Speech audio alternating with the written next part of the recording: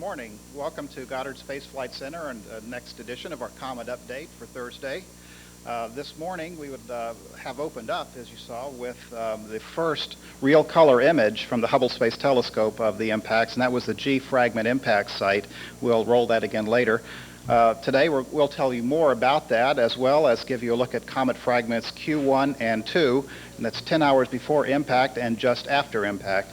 And we'll bring you some news from comet observers from around the world, including looks at fragment R and a surprising report on fragment M, impact of fragment M, which had totally disappeared from view a couple of months ago.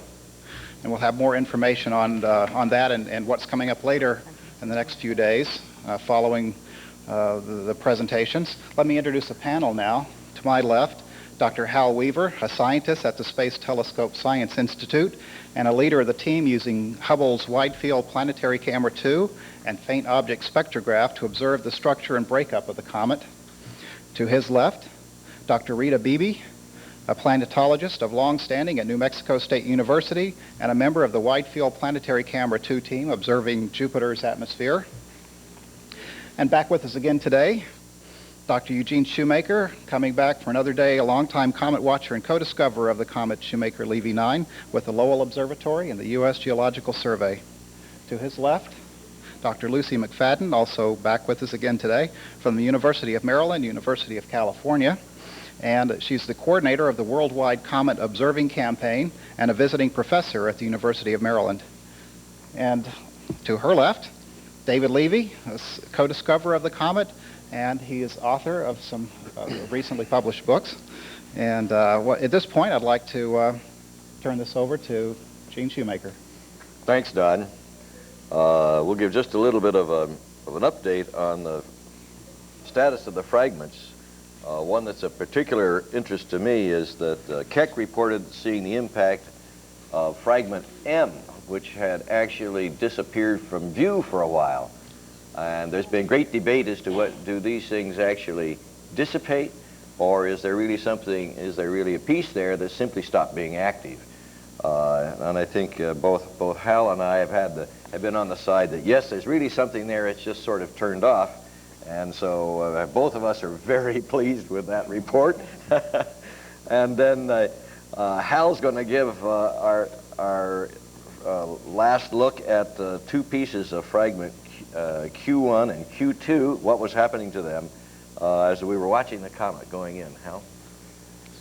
That's right. We might call this show right now, Watch This Comet Die, because the Hubble most of this week has spent its time focused on Jupiter, watching the spectacular display that you've heard about all this week. But we can't forget about our kamikaze comet. Of course, that's the source of all the activity we're seeing, and we really can't understand what's happening on Jupiter until we understand what it is that went plowing into Jupiter. And as Don was saying earlier, the Hubble actually swung off of Jupiter and observed the very interesting Q region in the comet. This is one of the brighter regions, only 10 hours prior to its plunge into Jupiter. Now, I thought before I showed you the pictures of the final pictures of Q that I would step back and just give you a status report on the comet, give you sort of a roadmap. If we can show the first picture. I think most of you recognize now we've been lettering these cometary nuclei from A through W. There are 21 pieces. And A was the first one to go in on Saturday. And we're now up to just in front of the S impact. And S is going to be going in about 3 hours from now, about 11 a.m. And you see a couple of pieces before S, you see the Q region. That has always been recognized as a very interesting region. But if we go to the next graphic, you'll see what is left. If we can dissolve to the next graphic. Okay, 16 of the pieces have gone in, we got 5 left to go. And Q, as I said, has always been recognized as one of the more interesting pieces of the comet. And if we can go to the next graphic showing the Q region, as we saw it in late March, you'll see why it was so interesting. having a Can we technical roll the next difficulty. graphic, please? We're waiting. Could you roll the next graphic, please? You can kind of make out here why Q is special. It's obviously not, okay, this is showing what's left. Most of the comet is gone. Most of it has died away. And unfortunately, we only have these few pieces left for those of us who like comets. Now, if you can go on to the next picture. And this is how Q appeared to the left. This is how Q appeared in late March. There was actually 4 pieces in the field at that point, Q1, Q2, and then down below those are the so-called P region. And Q, you can see, is a double object. And that's what made it so interesting. Most of the fragments in the comet had remained stable for about 2 years, not showing any evidence of breakup. But Q, from the time that we started observing it, they had these 2 bodies close to each other, indicating that there was a fragmentation of Q subsequent to the breakup of the original body. And based on that, some of us thought that maybe Q was a good candidate for breaking up further as it came into Jupiter. That's why we wanted to take the last look, because the amount of energy that's that goes into Jupiter's atmosphere and causes these explosions depends on how much mass. And if this thing is going to be breaking up into small pieces before it goes into Jupiter, you get much less bang. So yesterday morning, we took the picture to the right, which shows how dramatically stretched out the comet is getting just before going into Jupiter. It stretches out along the direction, along the path of its motion into Jupiter.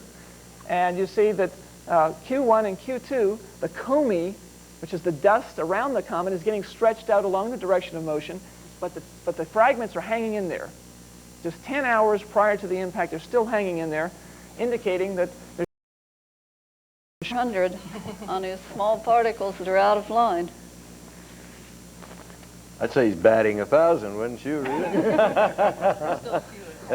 we haven't gotten them all yet, but that really, just to encapsulate what you said, what that's really supporting is that the guys that are in line, which seem to be initial fragments from the breakup of the comet when it got closest to Jupiter, are more or less compact objects and are behaving like we would expect from the photometry, whereas these guys that are off the line are more likely swarms. And so we can get greatly fooled by the brightness then as to what's really there. But this also means that we have 2 kinds of probes. Yep. Isn't that neat? Yes. That's great. Okay. Let's go on here now to David Levy for an update on what the amateurs are seeing. Yeah, there's quite a bit to say. There are a lot of continuing reports of very large dark spots visible at the impact sites, particularly K, L, and G parading across the disk. Report from England saying that they are more spectacular than ever, very large and dark, and reports from everywhere indicating that they are about as big as the Great Red Spot. They are as dense as a satellite shadow, and for those of us who have some experience looking at Jupiter, as a satellite parades across Jupiter's disk, it transits the disk, and you can see a very dark shadow cross Jupiter, and this takes a couple of hours, especially the moon Io transits, and these are benchmarks. When you see a satellite shadow, it usually is the easiest thing to see on the planet. And here we have dark spots that are not satellite shadows. They are every bit as easy to see as the satellite shadows, but they appear to be as large as the Great Red Spot. At least the large impact sites are as large as the Great Red Spot. This means that these are the most obvious features ever seen on the planet Jupiter. This also means that just about anybody can go out and look at these. And as I mentioned yesterday, I recommend that people that don't have a lot of experience looking at Jupiter should still not pass up this opportunity to get acquainted with this beautiful planet. Go to your planetarium if they're having a star party or amateur astronomy club and get someone to show you this beautiful, beautiful sight. And if I can stop going to these dinners and stuff that we're having, I'd love to see this myself. But whenever it clears up in Washington, I'm told that I have to eat something. I haven't But been able wait to see until you get to anything. Tucson. The seeing is much better in Tucson. Yeah, no, I can't wait to do that. There is some interesting news, though, for what's in the future. Tonight, the final two fragments, which is really kind of sad to say, but the final two fragments are going in, and V and W. V comes in around 12:15 or so Eastern Daylight Time, which means that for us, Jupiter is going to be set, and we won't be able to see anything on the east coast of the United States. For people on the west coast, though, Jupiter will be just dandy, just sitting there, beautiful evening sky. There is, and I want to caution that this is very unlikely, but if there is any chance for visual observers, experienced visual observers, to see the flashes of the impacts, either the incoming meteor as the fragment starts going in to the stratosphere, or the explosive plume that we call the fireball that comes afterwards and lasts quite a bit longer.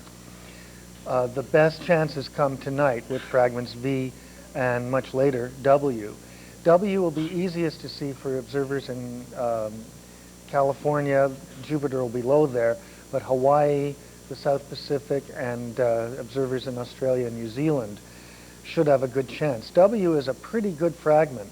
It's pretty fair sized. It's a nice one to end our party with, and also is the one that is hitting closest, I think, to the limb of Jupiter, to the edge of Jupiter. So what's happening tonight is we can go out and look at the dark spots, and also, if we're in the right position, to try to see if we can see any flashes indicating the final impacts. Okay, Gene? Thanks, David.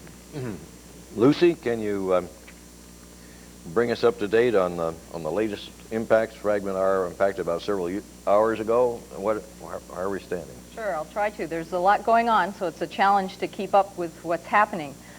Fragment R impacted several hours ago, and we have this report from David Schleicher at the Lowell Observatory in Flagstaff, Arizona. Accompanying this, I'll keep talking until we get the image up, we have also confirmations from McDonald Observatory. Oh, here, let's listen to Schleicher's report. It appears as if we are detecting a plume from the impact of R. This is using methane filter, 8,900 angstroms. We're somewhat surprised at being able to see it at all, because I don't recall there being that many detections of plumes in the visible. Most of them have been in the infrared so far. It may mean that it was a bigger piece than some people have been anticipating. Well, I think Dave was suffering from a astronomer's fatigue, because there have been a number of reports. McDonald Observatory was looking in the same methane band, and they did see a bright emission in that spectral region. The Keck Observatory also reported, Imke de Pater from UCLA and her team reported seeing a truly remarkable flash from the impact of R that lasted for about 20 seconds, and then the plume, the hot rising gases, appeared 8 minutes later over the limb and brightened and then faded over a period of about 8 minutes. Now we have a report from the Galileo spacecraft, and as you recall, this is really significant return, because Galileo is looking directly down on the impact sites, and they actually can see when the initial explosion occurs. We have Terry Martin reporting. Today, we were pleasantly surprised to pick up event L, which was originally not expected to be captured because of the timing relative to the predictions of impacts, but the actual impact occurred later, and we picked it up. And this one is actually brighter than H by almost a factor of 2. It's more like 5 to 6% the brightness of Jupiter, and it takes 35 seconds or so for the light to die back down again.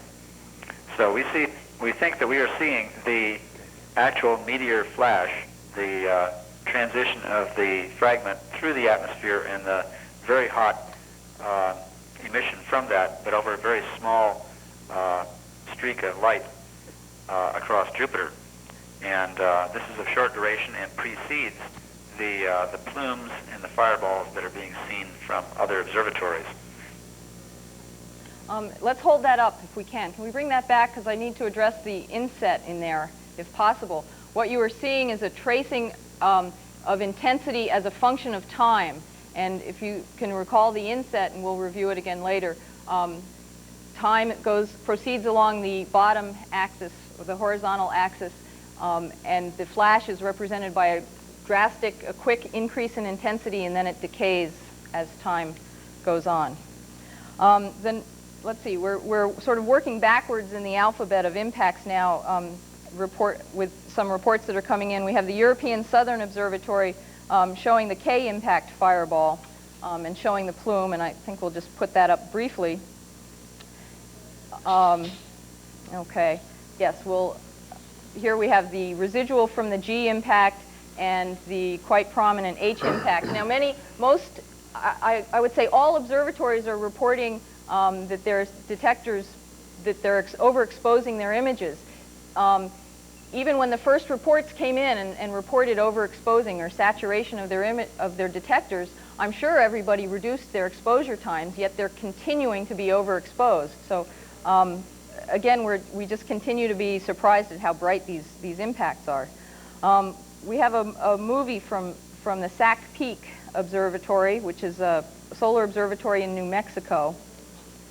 And we will run that. I haven't seen this. This is of the G fragment impact, and it's a time series. I'm sorry, Sacramento Peak. I used the abbreviation. It's the National Solar Observatory. So we can see Jupiter rotating with time. And these data will be analyzed in terms of changes in the brightness and any spatial variation which can be determined. And we will, of course, correlate these results in the infrared with the visible and ultraviolet images that are acquired from the other ground-based observatories and the Hubble Space Telescope. Now we have our first report from another Earth-orbiting satellite, the Extreme Ultraviolet Explorer. And we have a video of that and a voice report first. Has not really changed that much yet, which may or may not be a surprise, since it'll take a little while for this stuff to reach the torus. But one thing we have seen is that if we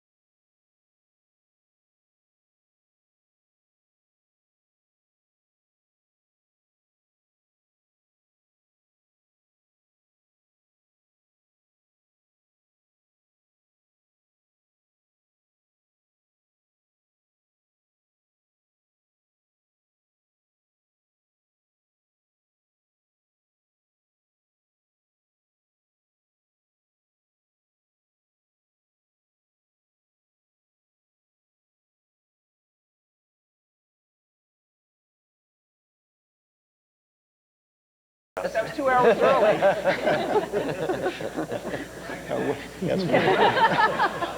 Good. People have looked for evidence of flashes off of the Galilean satellites. The reflection from the flash as it impacts Jupiter, they have reported not seeing that. So that has not happened. And I'd like to talk to you later about seeing flashes off the rings, because they were looking for that, and you're ahead of reading the information. No. Oh, surprise. Difficult observations. The best candidate was K, because Europa was in shadow. Right. Those observations were going to be Mm-hmm. made mostly in Australia. Could have been made in Hawaii. That's the region. And I haven't heard... They were made, and they reported negative, not seeing anything. Not seeing, There is one probable observation of a flash from Israel, of a flash reflected off Europa? One of the satellites. It is a 0.06 magnitude, 600ths of a magnitude Increase in brightness. Yeah, it's listed as a probable, though, not a definite. Rita, you had something you wanted to add to this. A second reason for wanting to see the fireball is that you know how far the ring is from the surface of Jupiter, and if you could measure the increase of brightness off of that ring surface, and you have an idea of the particle density in that ring from the Voyager data, how thick the stuff is, then you would have a measure of the fireball itself. We haven't been seeing the fireball. And had you gotten a sequence of these, even though you didn't understand the ring, the difference in brightness would give you this relative strengths of the fireballs. When Rita says fireball now, she's meaning what's traditionally used as fireball for a very bright meteor.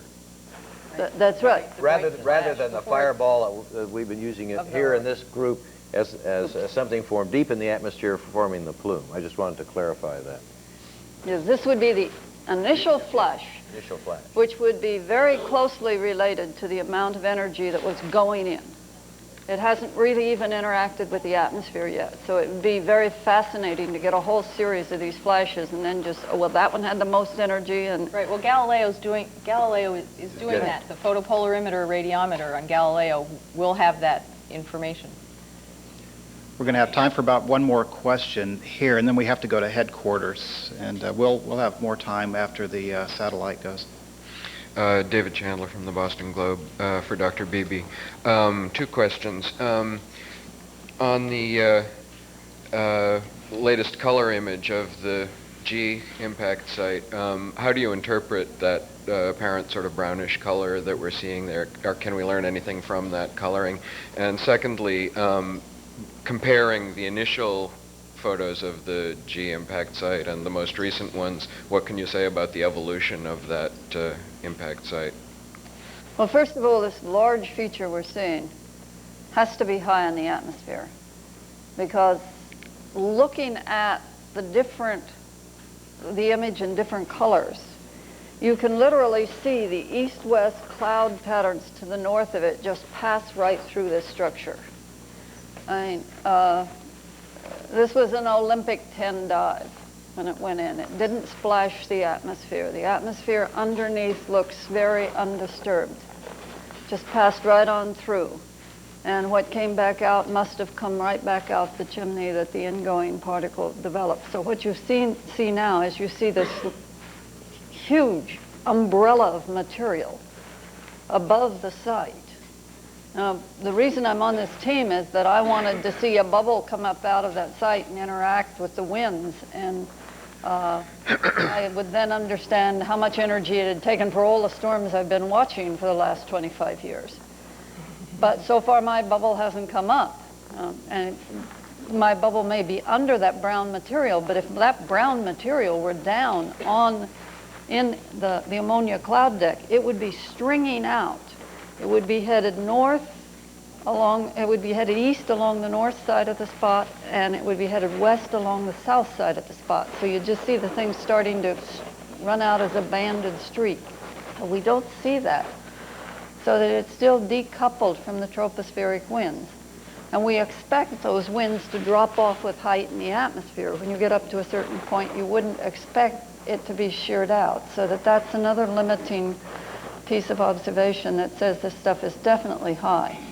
To me, it's probably twofold. It's probably particle formation, which really obscures things, and those particles are dark. We'll take question from headquarters now. Please state your name and affiliation. This is Dick Kerr from Science Magazine. Have there been any attempted observations of the impact of fragment J, and if so, what were the results? I don't recall hearing anything. Anyone else? That was one of the other missing nuclei, the thing that one of the ones that disappeared that was seen early in the spring, I guess, last year. In fact, that disappeared even before July of last year, I believe. Yeah. So that was, that must have been a really small one. No reports of that. I wouldn't be surprised if we look back in our data and find it.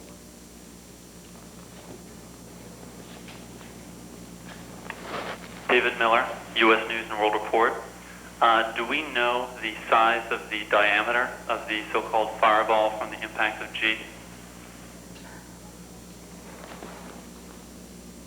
Yeah, I think we do have a pretty good measure. We saw G well enough, and actually one could compare it with a whole series of images that we saw on the limb from A and from E, that the initial fireball would probably grow to a diameter of about 8,000 kilometers before it starts to collapse.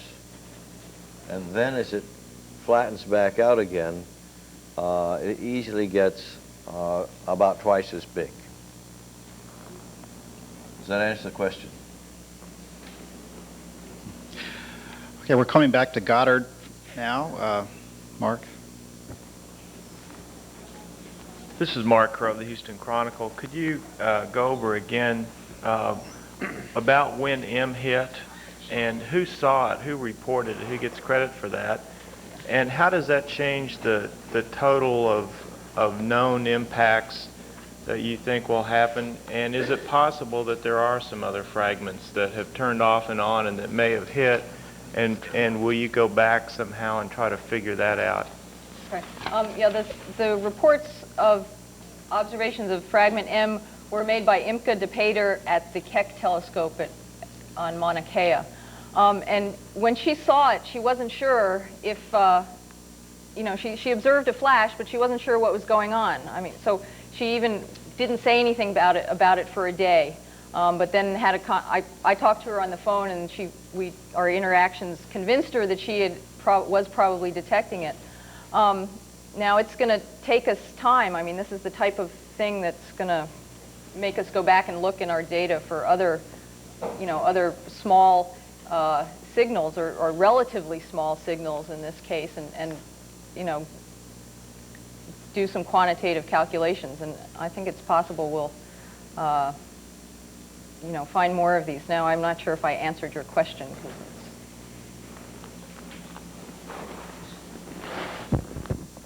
Yeah, sorry. I just wondered how this changed the fragment count now for the whole whole train. Fragment count. Well, yeah, boy, I'm so confused that counting's getting difficult.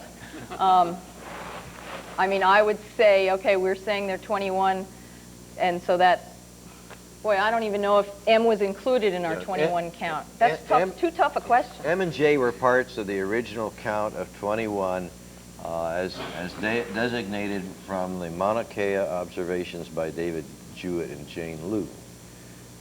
Since that time, M and J had disappeared, but more fragments had formed. Yeah. So Q split into two fragments, P split into two fragments. Meantime, P2 disappeared, or became a puff. In addition, there was a fragment that split off of G, a very small piece. Rather more recently. This reminds me of the games my dad used to play with me at dinner time and doing sequence of arithmetic. Now so where are we? Now, if there's something left from all of these splittings, then we've got a total count that's greater than 21. Possibly, I can think of at least 4 more, or 3 more that you would add to that count. Now, whether they're all still there, that comes out of the issue. Is there something left when that thing disappears? But you talk about 24 that we might hope to see. Yeah, and also just don't turn off the set quite yet after tomorrow. The trailing wing is going to continue to impact Jupiter. These are small particles. That's a wing of dust, mostly? It's mostly a wing of dust, really tiny particles, dust, sand grain size, maybe even smaller. But we don't know what the real sources of the dust were. Maybe they're boulders.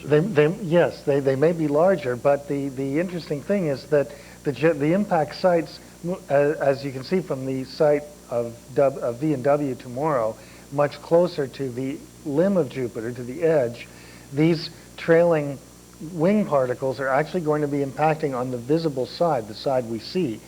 There are groups of astronomers, me included, that will be observing them very closely, especially for the next few weeks. They're expected to be most common, the most active, between the end of the impacts tomorrow and the end of September, I think. And they're going to be progressively moving on to the side that we see. So the number of fragments, if you count all these little guys coming in, could go up quite substantially. We have time for one more here. I have questions, Dr. Weaver. I would like to ask about the remaining or the build-up dust. Will it cause the meteor shower, every year to Jupiter, or will it tighten the Jupiter's ring, or what happened to the fall dust? Yeah, there is a substantial amount of dust that actually misses Jupiter. It stays in orbit around Jupiter. Gene, I'll have to defer to you as to what's the ultimate fate of that dust. Well, there's an astrophysicist at the University of Colorado Boulder by the name of Horanyi, who's done a very careful study of what happens to the dust that's in the tail, which will, all the collective tails, which will stay in orbit around Jupiter. And his analysis indicates when you take account of all the forces acting on these particles, which includes magnetic forces, because these will become charged, as well as the more conventional forces that we're used to thinking of. I don't want to give all the names. They're Poynting Robertson effect, and there's direct solar radiation pressure, and so on. His analysis indicates that this dust will gradually settle down into more or less circular orbits and form a very diffuse kind of tall ring outside of the present ring of Jupiter. Now, whether there will be enough dust there for anyone to see anything, that's another question. But at least that's where it's predicted to go. Okay, we're going to have to stop at that for right now. I have time to and let you remind you again about the briefing changes tomorrow at 2 p.m. and Saturday at 11 a.m. Eastern Time. We will clean feed the video, and if I could also ask for just a moment here and introduce from NASA headquarters the NASA Chief Scientist, Dr. France Cordova. Thank you. On behalf of the NASA Administrator, I'd like to congratulate all the participants in this event for the inspiration that they continue to give and for their hard work and dedication. Who of us can ever forget the faces of the young observers as they saw the data come across this computer screen for the first time? I know I'm not going to forget the face of Heidi Hamill and my own intense suspense as I saw Roger yell, keeping us back from finding out exactly what was that element in the ultraviolet spectrum of the G impact site. Astronomy is about transforming images, those images that turn upside down our world view and that give us a new perspective on ourselves and on nature. What we see here this week is the culmination of nearly a year of intense preparation. Our goal of providing information and data in a timely fashion is being accomplished. And with the continued participation of these various individuals, we will continue to bring news of this comet through Saturday. I understand there's 5 pieces of the comet left to go. And in the next few months, we'll be observing the after effects of the comet's impacts, expecting to gain new and unprecedented insight into the origin and evolution of the solar system. I thank in particular Eugene and Carolyn Shoemaker and David Levy, the discoverers of the comet, for their efforts over the last week to discuss not only the unique scientific values of these impacts, but to express the excitement of science. They're an inspiration to all of us. And I thank the young observer scientists because they touch the future, uplifting the imaginations and fueling the aspirations of young people all around the world. The observations of this comet constitute one of the best examples of intercooperation between agencies also, and we have a very fruitful collaboration with the National Science Foundation and NASA in supporting many of these observations. Most professional observatories, as you've heard, around the world are observing the comet, and in addition, observers all over the world are using the computer electronic bulletin board maintained at the University of Maryland that Lucy McFadden has so eloquently spoken to this week. Networking specialists and computer experts around the world are playing an important role in making this data easily available and very quickly, too, to interested people everywhere. Ground crews I'd like to thank for the spacecraft like the Hubble, Galileo, Ulysses, the International Ultraviolet Explorer, Voyager, and the Extreme Ultraviolet Explorer, and the Kuiper Airborne Observatory, because they've been preparing for these observations for many months. We anticipate their results with a great sense of expectation. And finally, I'd like to thank the staffs of the Goddard Space Flight Center and the Space Telescope Science Institute for taking the lead and pulling together in one place all the right people to make sure what's happening is available to the broader public and the professional staffs of these organizations. On behalf of Mr. Golden, I commend them and their colleagues around the world for their highly successful efforts. And on behalf of myself, who am an astronomer, I thank you all for your affirmation that science is fun, if not quite as simple as ABG.